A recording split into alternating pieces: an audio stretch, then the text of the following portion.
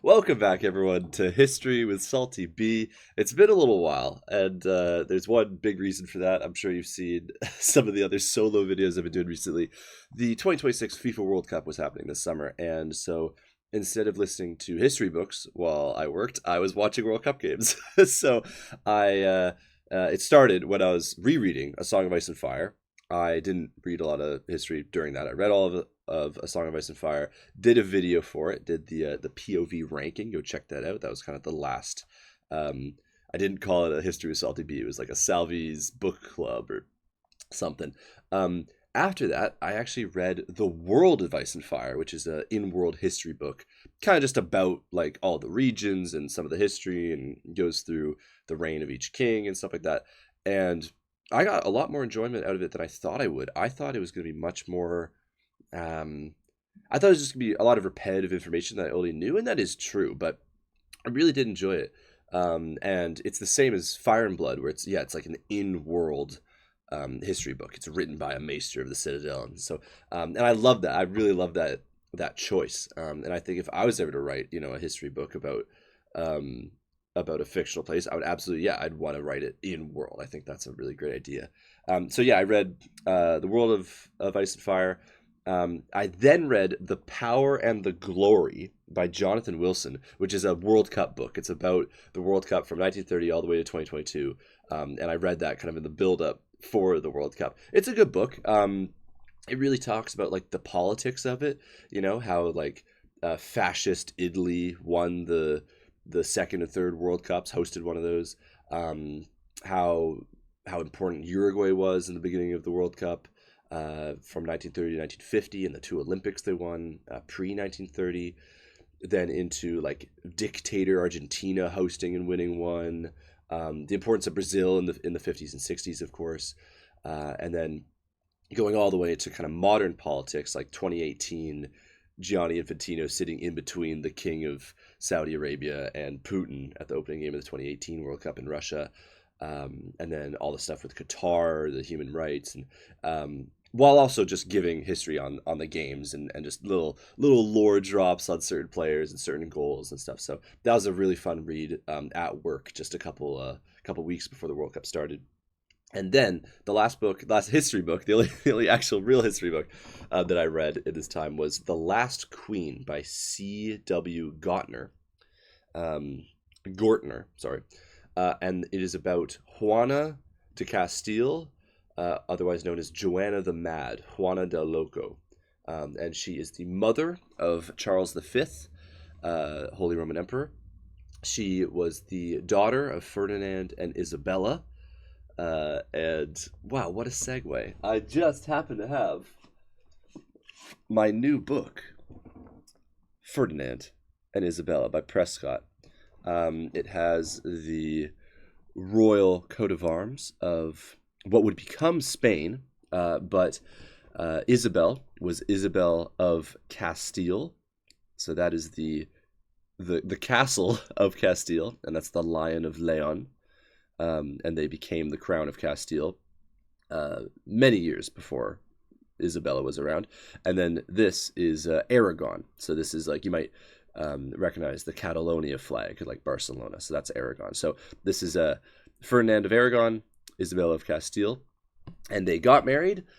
Isabella was not expected to be the Queen of Castile. It was not expected to happen, but her brother died, and then it fell to her. And there had been, I think, one Queen of Castile before. Yeah, Urraca. Urraca was Queen of Castile. So there is Isabella. And there's Ferdinand. I would guess how old they are here. But honestly, they could be anything. They could be anywhere from like 18 to 35, 40, 50. I don't know. They did both live pretty old. So this is a book from 1837, the year Queen Victoria began her reign. And yeah, it's written by Prescott, William Hickling Prescott. I also have another Prescott here, The Conquest of Mexico by William Prescott. So I have two Prescotts now. So it's got a beautiful map on the inside. Wow, I opened this up and I was like, oh yeah, I'm buying this. I got this book for $20 at my local bookstore. I hadn't bought many books recently. In fact, the last book I bought was this one from a different bookstore. Flames Across the Border. And this is about the Canadian-American War in 1813, 1814. You could also call it a British-American War, just the British were fighting through Canada, you know. And this is, yeah, you can see the Union Jack and then the American flag. So yeah, it's more British versus American. There's the Brits, and there's the Americans. I bought this with my girlfriend, who is American.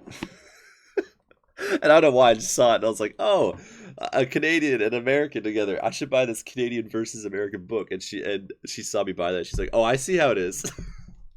So that's funny. I kind of bought it like teasingly. Like I knew she would say something. But this one, that was a book I just saw and I was like, yeah, I'll buy this book. It was, $15, something like that.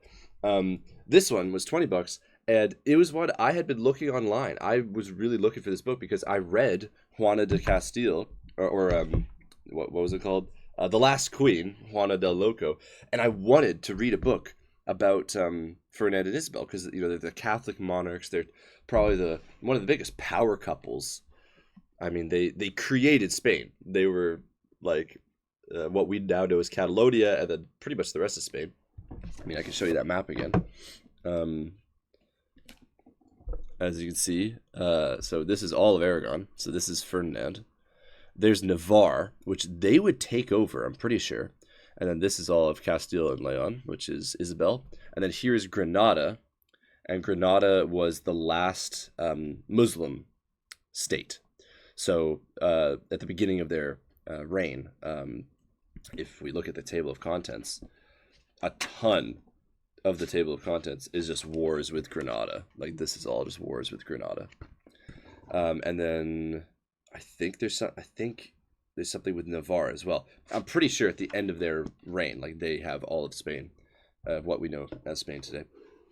And then Juana del Loco was supposed to inherit that, and she did inherit Castile, because Castile could have women inherit, but Aragon couldn't. And so it wasn't until Charles the First of Spain that he got both. He got Aragon and Castile. So really happy about that book. And yeah, that was one that I was looking at online. And then I go into the bookstore. I haven't been in for a month or two. And just right at eye level, there it is. Oh my God, that's the book I want. It's exactly it. $20. Okay, I'm out of here. And that was great. So very happy to find that. Speaking of Spanish history, I've still been reading the Spanish Armada, specifically The Defeat of the Spanish Armada by Garrett Mattingly. I've been reading this for quite some time. Oh, my bookmark just fell out. It's okay. I am right here in it, right there. So I'm making my way through it, but I'm actually at the Armada is fighting.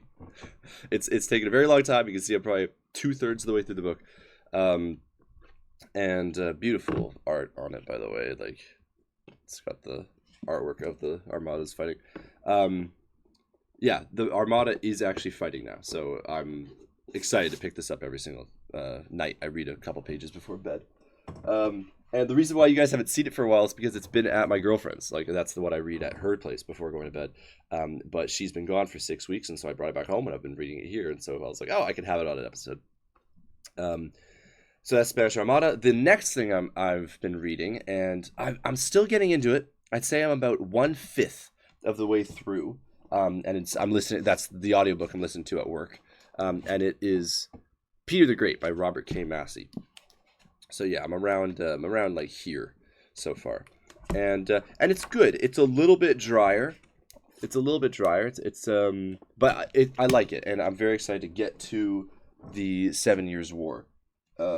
So that is a book that I picked up, and the World Cup kind of halted me a bit. Another thing that halted me. Hold on, if I can find it. There it is. Ugh. The lower shelf is a bit more messy. Keep the nice shelf up here.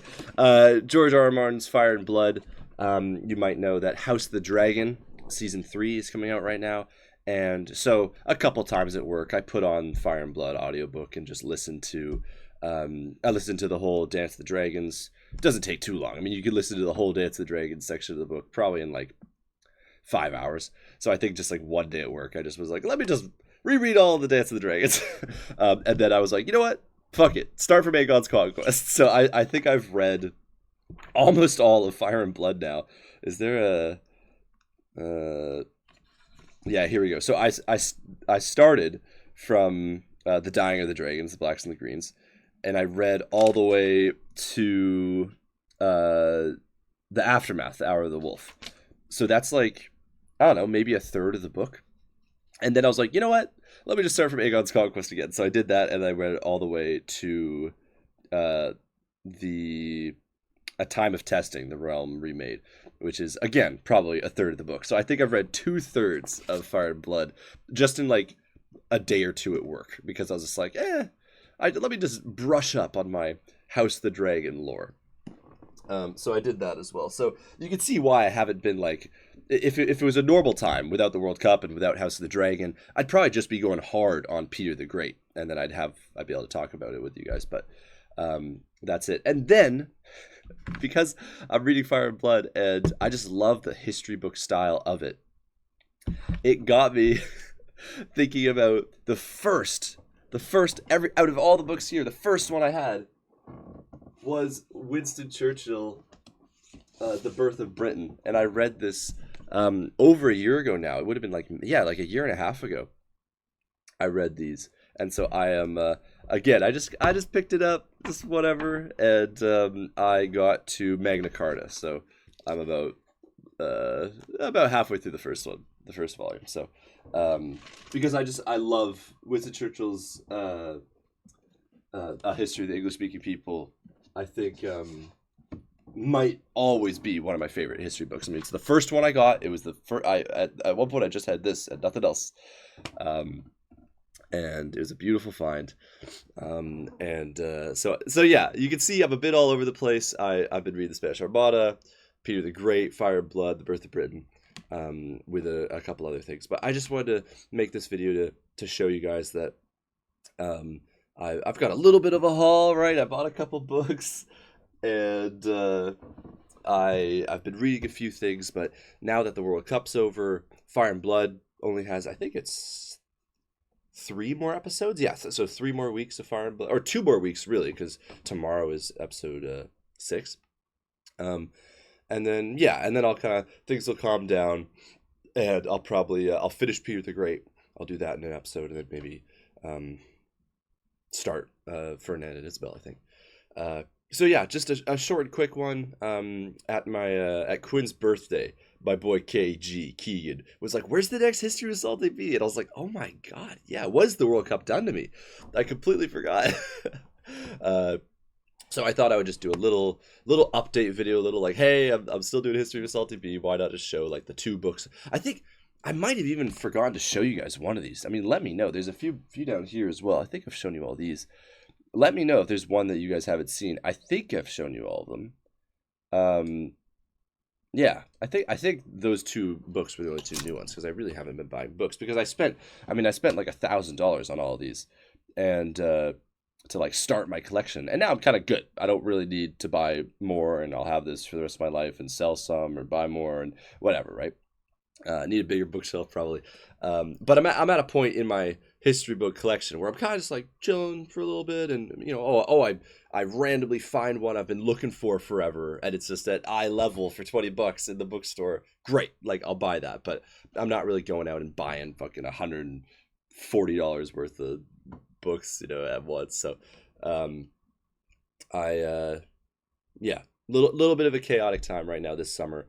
With the World Cup and House of the Dragon and stuff. But when we calm down, yeah, I'll tell you about Peter the Great and whatever I decide to go into next. The other one is A History of India. That's the one I've kind of had ready for a while, but I haven't dove in yet. And I think yeah, after I've kind of everything I just talked about, once I'm done with all of it, like that'll be my next one. So thanks for watching, everybody. That is a History with Salty B, kind of just update video, a little bit of a haul showing you that Ferdinand and Isabel book. Let me know what you've been reading and what you want to see me read next, if you got a recommendation, and I'll see you in the next one. Thanks for watching. Habla gay, what's up? Goodbye.